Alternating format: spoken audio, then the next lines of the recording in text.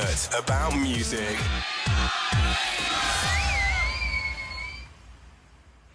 Debbie, we are now going to meet an artist, a photographer, a filmmaker, a champion of the male form, I would say, a man of the world. Here to talk about his latest book, Fine Art Sex, Tom Bianchi. Hello and welcome to Gaydar. Thank you so much. I'm so happy to be here. It's fabulous to have you here. Your name gets uttered around Gaydar and instantly we get told which is their favourite book, which is the favourite photo. Your work is incredible. And as a gay girl, gosh, you make the male body look amazing and very attractive. Amazing photos. Have you seen my women's book? You know, because I did that. Oh gosh, too. I'd never leave the house. Not that many people know about that. No, the women's book. I'll have to delve into among that. Women, for you girls, I did that. Oh, God bless you, Tom. So how did you get into all of this? How did this all start for you? It was an accident. I was a young lawyer in New York practicing law at Columbia Pictures. And at a meeting, I was given an XX70 Polaroid camera. Remember the old ones, you know, like the little plastic thing zips out? Yeah. And I took it to my house at Fire Island on weekends to take pictures. And my very first day with it, it was late season, the beach was empty. I was sitting by myself on the beach taking pictures of seashells in the sand. And this absolute amazing stud came walking up the beach, somebody I'd been seeing for 2 years at my gym and didn't dare talk to. And he said, "What are you taking pictures of?" And I showed him my Polaroids of the seashells in the sand, and he looked at them and said, "You know what you should be doing? You should take me back to your house to make dirty pictures." Great chat-up line. I'm liking it, yeah. And I thought, oh my God, you know, be still my... The rest of the story has been published. I won't go into that. But I will publish those. I found them recently, and I will publish them. Wow, so that's kind of how it all started. It all started how did that way. Because back in the day, was it easy to get a publishing deal for this kind of stuff? No, what happened was, you know, it was the early 70s, and I became fascinated by the fact that nobody knew what was going on at Fire Island or who we were. And so I decided to document it.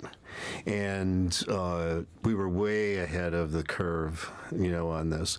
And I put together a book of photographs, a dummy, and Sam Wagstaff, for example, who was Robert Mapplethorpe's lover, was my first photo editor. Oh, wow. And the other person I give credit is John Dolgen, who later became CEO and chairman of Viacom, president of Paramount Pictures, because John had the office next to me at Columbia.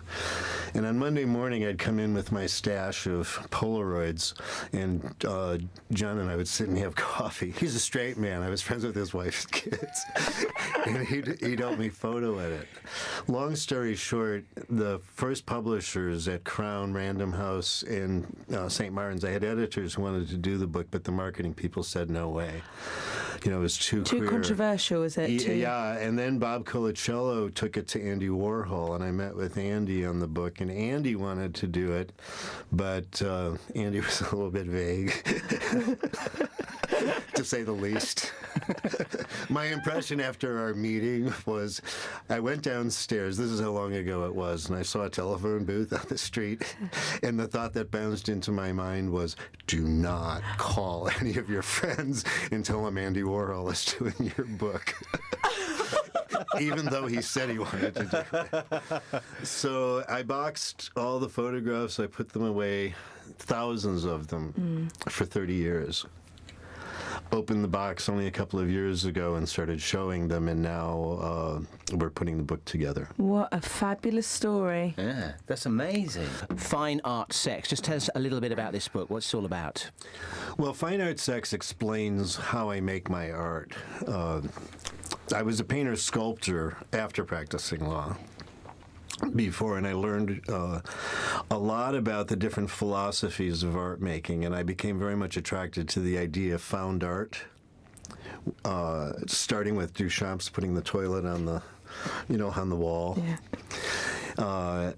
So the book is about, it explores a number of different things. For example, there's one chapter called Underwater. And what happened was I found a $99 underwater camera in the Hammacher Schlemmer catalog.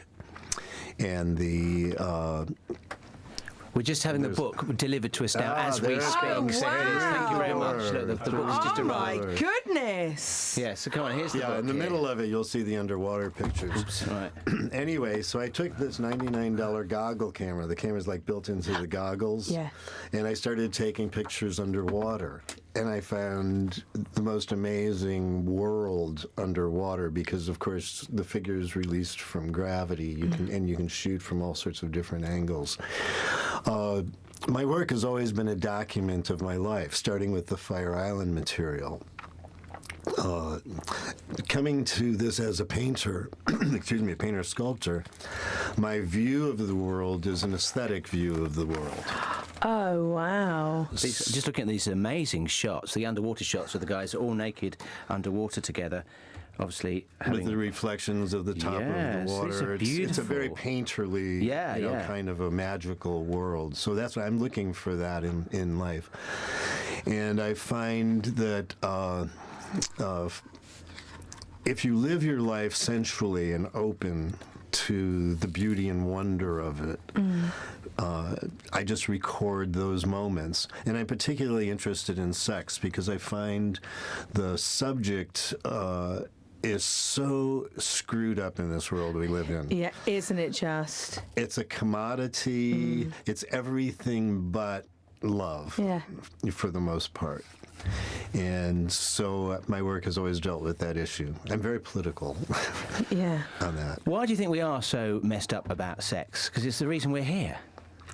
Well, I think the basic problem with it is, and I've studied the attitudes towards sex in various cultures. I think it's the people who misinterpreted Jesus, who got it all screwed up, and the shame of the body, the shame. For example, we recently saw the film The Girl with the Dragon Tattoo. Oh yeah, brilliant film. Yeah, and they go into all of this stuff about Leviticus. It's complete insanity. Yeah. I mean, tearing each other up, killing each Vile, other. absolutely vile, isn't it? And you look at this is another subject that fascinates me. If you want the most violent, bloodthirsty images possible, look at the paintings of Christian martyrs. Oh, they are pretty gruesome. Yeah. Beheaded, dismembered, It's and true. shot through with arrows. Yeah. That the whole culture was so confused about this issue, and the artists, of course, if they were going to deal with nudity, had to chop the people's heads off, or put Jesus up on the cross, So it's a perversion of philosophy, because this is what I believe. This is a conclusion I've come to. Our greatest problem is we don't appreciate the fact that we are divine, and all of this energy is ours to express. The concept of God is actually a concept that expands through our experience, through us, through our actions. It's not a given out there that gives us a rule structure. It's us, projecting outward. So our neuroses, our fears, that's what's caused, all of this problem. And power and as Republicans well. in America. Oh my goodness! And how? Do you think gay men, though, are more in touch sexually with that side of life? Because we have to be. Why? Because we had to break down. We had to ignore the rules. We had to break down the structure. We had to look at society and realize, hey, they're really screwed up about this. There's no way I'm not going to follow my dick. I've got an Uncle Richard. That's got a whole different meaning. About music.